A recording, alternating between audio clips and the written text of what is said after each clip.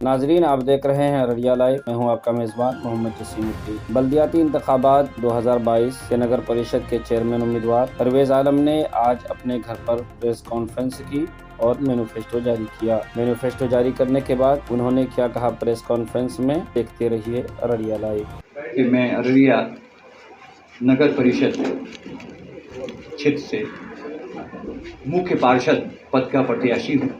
नामांकन हो चुका है, नामांकन स्वीकृत भी हो चुका है। अब चुनाव शुरू हो रहा है और इस प्रेस कॉन्फ्रेंस में आप सभी मीडिया बंधुओं का बहुत बहुत स्वागत है। अगर हम अररिया नगर परिषद की बात करें तो वो दिन बहुत लोगों को याद होगा जब ये नोटिफाइड एरिया कमेटी था। अनिल बोस साहब स्वर्गीय पहले इसके चेयरमैन बने थे। उसके बाद कई लोग चेयरमैन वाइस चेयरमैन हुए। अली यासीन साहब मरहूम हुए, हसीबुद्दीन साहब एडवोकेट मरहूम वो हो गए, फिर हंसराज चचा हो गए, वो भी अभी दुनिया में नहीं रहे हैं। मैं उन सबको अपनी श्रद्धांजलि और खराज अकीदत पेश करता हूँ। हंसराज साहब के बाद, हंसराज प्रसाद जी जो थे, उसके बाद ऐसा नहीं लगा कि नगर परिषद जो है वो नगर परिषद रह गया, इसकी गरिमा ख़त्म होती चली गई। सबसे पहली बात तो ये है कि जो विकास कार्य हुए उससे आप सब मीडिया बंधु वाकिफ हैं। उस विकास कार्य का नमूना आप रोज़ शहर में देखते हैं और विडंबना ये है कि जो इस तरह के विकास कार्य के जिम्मेदार हैं, जिनके ज़माने में 70 दुकानें बन करके आज तक वो अलॉट नहीं हुई किसी को हॉस्पिटल के कैंपस में, आज तक एक सार्वजनिक शौचालय नहीं बन पाया, उसमें से लोग फिर मुख्य पार्षद के प्रत्याशी हैं। विडंबना ये है और वही विकास के दावे कर रहे हैं, जिनके चलते इस तरह का विकास हुआ कि लोग मुसीबत में हैं। आप ये बताइए कि ऐसा नाला बना जिसका पानी, नाले का पानी सड़क पे आ रहा है, नाले का पानी घरों में घुस रहा है। आज से लगभग 6000 साल पहले सिंधु घाटी सभ्यता की बात अब करते हैं। उस सभ्यता की सबसे बड़ी विशेषता ये थी, उसका सीवरेज सिस्टम था, जल निकासी की व्यवस्था थी। लेकिन आज 6000 साल बाद भी हम अररिया में एक सीवरेज सिस्टम नहीं बना पाए। जहाँ जैसी मर्जी हुई वैसा नाला बना दिया गया, किसी के साथ किसी का कनेक्शन नहीं है, जल निकासी की कोई व्यवस्था नहीं है। विकास का ये आलम है कि कहीं भी सार्वजनिक शौचालय नहीं है। हमारे शहर में गांव से हज़ारों की संख्या में लोग आते हैं, महिलाएं भी आती हैं, उनके लिए बहुत बड़ी मुसीबत है। वो क्या करें? तो क्या ये मुमकिन नहीं था कि ये नगर परिषद एक सार्वजनिक शौचालय नहीं बना पाता? इसमें क्या दिक्कत थी? लेकिन लोगों ने नहीं सोचा। हरियाली मार्केट का मामला आप लोगों को पता है कि हरियाली मार्केट में क्या हुआ, पैसों को किस तरह से बंदरबाट हुआ। वो जस का तस मामला पड़ गया। अब कहा जाता है केंद्र सरकार और राज्य सरकार के बीच में है। आप अगर बात कीजिए सड़कों की, अधिकांश सड़कें जर्जर हैं। नाले बने तो नाले के स्लैब टूट जाते हैं कुछ दिनों में। मेरा सवाल ये है कि जो चेयरमैन रहे इस अवधि में, उन्होंने क्या किया? अगर कहीं नाला त्रुटिपूर्ण बन रहा था तो ये चेयरमैन की, ये मुख्य पार्षद की जिम्मेदारी थी कि उनको ये देखना चाहिए। आप कचरा उठाओ की बात करते हैं तो कचरा उठाओ कैसे हो रहा है? एक जगह से कचरा उठाया जाता है, कहीं और सड़क किनारे डंप कर दिया जाता है। आप रानीगंज रोड चले जाइए, आपको सड़क किनारे कचरा मिल जाएगा। कचरा वेस्ट डिस्पोजल जिसको कहते हैं, कचरा निस्तारण, उसकी कोई व्यवस्था आज तक नगर परिषद नहीं कर पाया है। जबकि बहुत पहले इसके लिए भी ज़मीन खरीदी गई थी, उसमें भी क्या तकनीकी पेच फंसा, क्या घपला घोटाला हुआ, वो मामला जस का तस रह गया। ज़मीन ली भी गई, फिर वापस की गई, फिर क्या हुआ कुछ पता नहीं चला। पारदर्शिता का बिल्कुल अभाव है और नगर परिषद की गरिमा साख को धक्का पहुंचा है। नगर परिषद पूरी व्यवस्था पर, पूरे सिस्टम पर से अररिया के लोगों का विश्वास उठ चुका है। बहुत सारी समस्याएं हैं। स्ट्रीट लाइट जो लगा उसके साथ भी ही समस्या होगी, उसमें भी घपले घोटाले हुए। हरियाली मार्केट का आप देख ही रहे हैं क्या हुआ। नाला निर्माण में मीडिया की रिपोर्ट कहती है पिछले 15-20 सालों में 50 करोड़ रुपए खर्च हुए। तो 50 करोड़ रुपए का क्या हुआ, वो किस तरह का नाला बना? तो इसके क्या आज तक नगर परिषद ने कोई मास्टर प्लान तैयार नहीं किया कि नगर का विकास कैसे होगा। कोई प्रवेश द्वार नहीं है जहां पर के ये पता चले कि आप औरैया नगर परिषद में दाखिल हो रहे हैं, एंटर कर रहे हैं। किसी वार्ड का कोई साइन बोर्ड नहीं, कोई संकेत नहीं है कि ये किस वार्ड का हिस्सा है, कहीं पर भी। बस स्टैंड की व्यवस्था उसी तरह चरमराई हुई है, सड़क पे बस स्टैंड है। आप देखिए कि किस तरह का विकास हुआ है कि अगर वार्ड 29 की बात पर करें तो वार्ड 29 का जो मरिया टोल है वहाँ लोग आज भी नाव के सहारे आते जाते हैं। पूरा बस्ती जो है उस हिस्सा बाढ़ग्रस्त है, कोई व्यवस्था नहीं हुई है। अगर कचरा सफाई की व्यवस्था होती भी है तो शहर के कुछ हिस्सों में होती है, घटियारी में क्यों नहीं होती, रहीकपुर में क्यों नहीं होती, वहाँ सफाई कर्मी क्यों नहीं जाते, गिदरिया में क्यों नहीं होता। मेरा ये सवाल है कि आखिर ये नगर परिषद किस तरह का काम कर रही है, क्यों नहीं पारदर्शिता है नगर परिषद में, क्यों लोग काम नहीं करना चाहते हैं। जो लोग चेयरमैन रहे पिछले 10-15 सालों वो क्या कर रहे हैं, उनको जवाब देना होगा। जनता उनसे सवाल पूछेगी कि आज आप विकास के नाम पे चुनाव लड़ रहे हैं, तो जो विकास आपने किया है वो विकास सबके सामने है।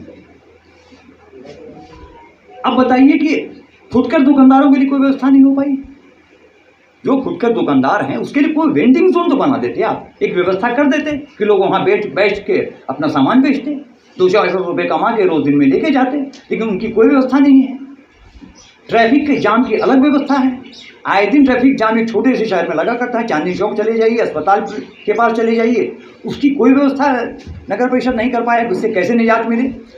ऑटो स्टैंड, टोटो स्टैंड की कोई व्यवस्था आज तक नहीं हो पाई। हमेशा ये प्लान बनता रहा कि ऑटो स्टैंड होगा, टोटो स्टैंड होगा।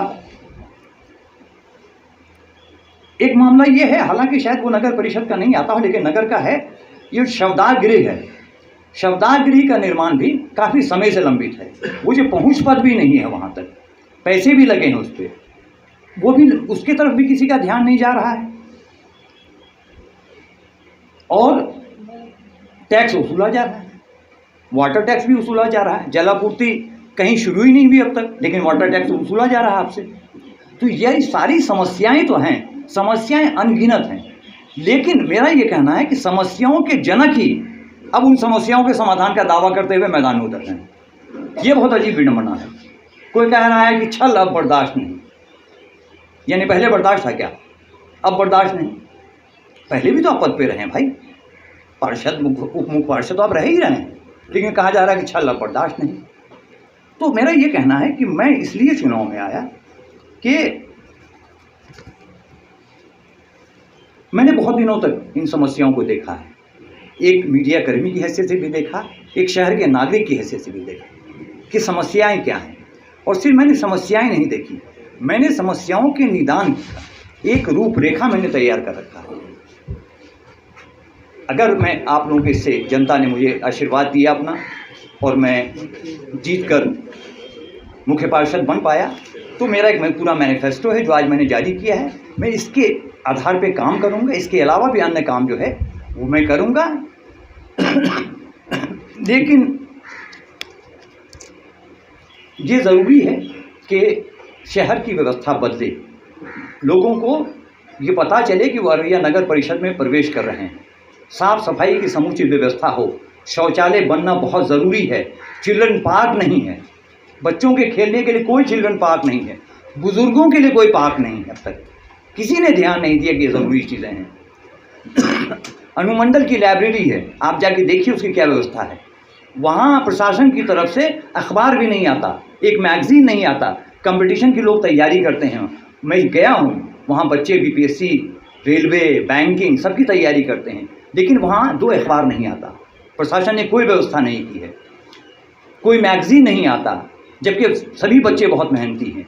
तो नगर परिषद के चेयरमैन होने के नाते अगर मैं आया तो मैं उस लाइब्रेरी को समृद्ध और सुदृढ़ करूंगा, ये मेरा वादा है, ताकि बच्चे जो हैं पढ़ सकें, उनको पर्याप्त पाठ्य सामग्री मिल सके और वो अच्छा कर सकें। एक प्रश्न ये उठ सकता है, लोगों बराबर ये प्रश्न उठाते रहते हैं कुछ लोग कि मेरा समाज सेवा में क्या योगदान है। इस बात को शुरू करने से पहले मैं चंद नाम लेना चाहूँगा और उनको अपनी श्रद्धांजलि देना चाहूँगा। एक नाम है प्रोफेसर अशोक झा का, दूसरा नाम है जिला लोक अभियोजक स्वर्गीय महेश्वर प्रसाद शर्मा जी का, तीसरा नाम है हंसराज प्रसाद जी का, चौथा नाम है हारून रशीद गाफिल साहब का।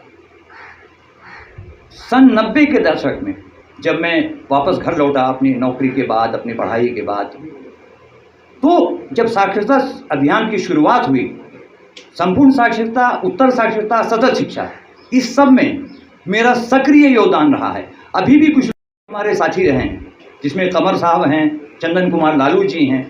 हम सब लोगों ने 218 पंचायतों का सालों साल दौरा किया, पैदल चले, रात में आए, दिन में आए। ये सिलसिला 5, 7, 8 साल तक चलता रहा। क्या आप इसको समाज सेवा में नहीं गिनेंगे? जो लोग ये सवाल उठा रहे हैं कि मेरा समाज सेवा में क्या योगदान है। दूसरी बात, जब अररिया अगर पल्स पोलियो मुक्त हुआ है तो मुझे गर्व है कि मेरा भी उसमें योगदान रहा है। जब WHO यहाँ का कार्यालय खुला और WHO ने एक्सटर्नल मॉनिटर रखा तो मुझे एक एक्सटर्नल मॉनिटर रखा गया। उसमें कई लोग हैं, यहाँ दीपक दास जी भी हैं, इसराइल साहब भी हैं, वो सारे लोग एक्सटर्नल मॉनिटर रह चुके हैं। उनसे पूछिए कि पल्स पोलियो अभियान में, ज़िले को पोलियो मुक्त करने में हम लोगों का क्या योगदान रहा है। लोग सवाल करते हैं कि सामाजिक योगदान मेरा क्या है, सामाजिक कार्य क्या है। उनसे पूछिए कि सामाजिक कार्य की परिभाषा क्या है। उनसे कहिए कि उनके सामाजिक कार्य की उनकी क्या समझ है। पहले समझ विकसित करें, फिर मुझसे ये सवाल पूछें कि मेरा सामाजिक कार्य क्या है। और अगर पल्स पोलियो में मेरे योगदान की बात करनी है तो मैं आपको नंबर देता हूँ। अभी WHO के स्टेट हेड हैं डॉक्टर परेश कंथारिया, गुजरात के हैं, पहले अररिया में SMO थे। आप उनसे फ़ोन करके पूछिए कि परवेज़ आलम का पल्स पोलियो अभियान में क्या योगदान है। उसके अलावा भी मैं बहुत सारे गैर सरकारी संगठनों से जुड़ा रहा, सामाजिक कार्य करता रहा। हाँ, ये ज़रूर है कि मैंने फ़ोटो नहीं खिंचवाए, फ़ोटो 4 कंबल बांट के मैंने फ़ोटो नहीं खिंचवाए, ये ज़रूर है। लेकिन कोई ये नहीं कर सकता है कि मेरा सामाजिक कार्य में योगदान नहीं है। मैं हमेशा से सामाजिक कार्य करता था, आज भी हूँ, और चेयरमैन अगर बनता हूँ मैं मुख्य पार्षद, तब भी मैं सामाजिक कार्य करता रहूँगा। इसलिए मैं आप लोगों से आग्रह करूँगा कि आप लोग सही बात, सही मैसेज जो आप करते भी रहते हैं जनता तक पहुँचाएँ। और मैं इन सारे लोगों का जो हमारे साथ इस प्रेस कॉन्फ्रेंस में मौजूद हैं, सतन भैया हैं, महमूद साहब हैं, प्रोफेसर रऊफ अनवर साहब हैं, असाब भाई हैं, सईद भाई हैं, शबीर भाई हैं, ये सारे लोग मौजूद हैं। मैं इन सब का भी बहुत बहुत आभार व्यक्त करता हूँ। धन्यवाद। कहीं भी कोई शक शुबा नहीं है, मेरा विजन बिल्कुल क्लियर है कि नगर परिषद में विकास कैसे होगा, उसकी रूपरेखा क्या होगी। और एक बात और मैं कह दूँ कि नगर परिषद के विकास की जो भी योजना बनेगी उसमें सिविल सोसाइटी यानी नागरिक समाज की भागीदारी होगी, उनसे मशवरा लिया जाएगा, उसके बाद वो बोर्ड में पास किया जाएगा। और हर 6 माह पे नगर परिषद का चेयरमैन नगर परिषद का रिपोर्ट कार्ड जारी करेगा। अधिकार होगा कि वो सवाल कर सके कि ये काम हुआ और ये काम क्यों नहीं हुआ। बिल्कुल पारदर्शी व्यवस्था होगी, किसी को दौड़ने की ज़रूरत नहीं पड़ेगी। नगर परिषद कार्यालय परिसर में हेल्प डेस्क बनाया जाएगा, महिलाओं के लिए अलग होगा, वहाँ कर्मी नियुक्त होंगे जो सारी समस्याओं को लिखेंगे, उनको प्रपत्र देंगे, अगर फॉर्म चाहिए तो फॉर्म मिलेगा, उनको भरने का तरीका बताया जाएगा। नगर परिषद में होल्डिंग टैक्स के अलावा जो खाली जमीन है उस पर भी लगातार वसूला जाएगा। ये बहुत बड़ी समस्या है। मुझे नहीं पता कि ये समस्या क्यों इतनी बड़ी हो गई। अब ये बताइए कि मैं आपको बता रहा हूँ कि जो खाली पड़ी ज़मीन है ये मेरी ज़मीन है। मैंने 17,000 रुपये होल्डिंग टैक्स किया, 19 पैसे प्रति स्क्वायर फीट के हिसाब से पिछले 9 साल का बकाया लिया जाता है। अब ये बताइए कि नगर परिषद में बहुत सारे लोगों की खेती की ज़मीन है, 2 बीघे, 4 बीघे, 1 एकड़, उसका प्रॉपर्टी टैक्स वो कैसे देंगे छोटा मोटा किसान? उसको तो अपनी ज़मीन बेचनी पड़ेगी। इस संबंध में नगर परिषद के अथॉरिटीज़ को, नगर परिषद के चेयरमैन को, नगर परिषद के एग्जीक्यूटिव अफसर को, सरकार को ये लिखना चाहिए, पत्राचार करना चाहिए, सरकार से ये बात पहुंचानी चाहिए कि अररिया के लिए बहुत बड़ा बोझ है प्रॉपर्टी टैक्स, खाली ज़मीन का प्रॉपर्टी टैक्स, इसको कम किया जाना चाहिए। उसके अलावा देखिए कि सर्किल रेट अररिया नगर परिषद की ज़मीनों का बहुत अधिक है। आप किसी भी मौजा का उठा लीजिए, किसी भी वार्ड का उठा लीजिए, आपको पता चल जाएगा। ग्वारीबाद का सर्किल रेट 1,75,000 रुपये है, 1,05,000 से 1,75,000 रुपये डिसमिल है। 10 लाख की ज़मीन होगी, ज़मींदार को 10 लाख रुपए मिलते हैं और उसका रजिस्ट्रेशन शुल्क जो है 21 और 31 लाख पे निर्धारित होता है। इसको घटाना होगा। नगर परिषद इलाके में बहुत से लोग बेघर हैं, चुनकर मुंतखब होकर आएंगे, क्या प्लान हो सकता है? उनको आवास योजना चाहिए होगा। ज़मीन ही तो ज़मीन क्या एक सरकार के पास ये है कि जिनको ज़मीन नहीं है उनको ज़मीन खरीद करके दी जाती है। ये ग्रामीण क्षेत्रों में तो लागू है, मुझे पता है, जब मैं मीडिया कर्मी था तो मुझे पता है। ये शहरी क्षेत्र के लिए लागू अगर नहीं है तो मैं इसको लागू करवाने का प्रयास करूंगा कि शहरी क्षेत्र में जो भूमिहीन है पहले उनको भूमि दिया जाए, फिर उनको आवास दिया जाए। और जिनके आवास के पुराने पैसे किस लंबित हैं, मेरी प्रायोरिटी होगी, मेरी प्राथमिकता होगी कि जो नियमानुसार जो इसके हकदार हैं उनका पैसा बिना किसी मुसीबत के उन तक पहुँचे, बिना किसी दौड़ भाग के उन तक पहुँचे। अब तक जो व्यवस्था रही है, प्रति किस्त 10 से 20 हज़ार रुपये वसूला जाता है आवास योजना में, उसमें कहा जाता है कि चेयरमैन का हिस्सा होता है, इस पर आप क्या करेंगे? ये तो आप बता सकते हैं, आप मीडिया हैं, आपको पता है कि प्रति आवास क्या किस्त वसूला जाता है। लेकिन अगर ऐसी कोई व्यवस्था है तो ये व्यवस्था बंद होगी, ये व्यवस्था बंद होगी, लाभुक को उसका पूरा पैसा मिलेगा, ये व्यवस्था कतई तौर पे बंद होगी। आप नगर परिषद का कहता है कि साफ सफाई की व्यवस्था करते हैं, आप नगर परिषद कार्यालय जाके देख लीजिए, वहाँ की साफ सफाई क्या व्यवस्था करते हैं। जब नगर परिषद कार्यालय अपने कार्यालय की व्यवस्था नहीं, साफ सफाई नहीं करा सकता है तो पूरे नगर के साफ सफाई क्या दावा करता है। वहाँ के साहब लोगों का चैम्बर देखिए, आलिशान चैम्बर बना हुआ है, जो कर्मी काम करते हैं वो किस तरह से मुसीबत में काम करते हैं, आप देखिए क्या स्थिति है उनके काम करने की। इतना फर्क क्यों? आप जनता के सेवक हैं साहब। अररिया बस स्टैंड को लेकर के जब हमने पता किया तो बोला कि अररिया में नगर परिषद के अंदर ज़मीन नहीं है नगर परिषद की, इसलिए बस स्टैंड का बहुत मुश्किल लग रहा है यहाँ पर बनना। उस पर कैसे कार्य होगा, आप आएंगे? अगर कोई मुश्किल काम है तो उसका कोई हल भी है, अगर कोई समस्या है तो उसका हल भी है। कहीं से भूमि अधिग्रहण कराना होगा, सरकार से बात करनी होगी, प्रशासन से बात करनी होगी।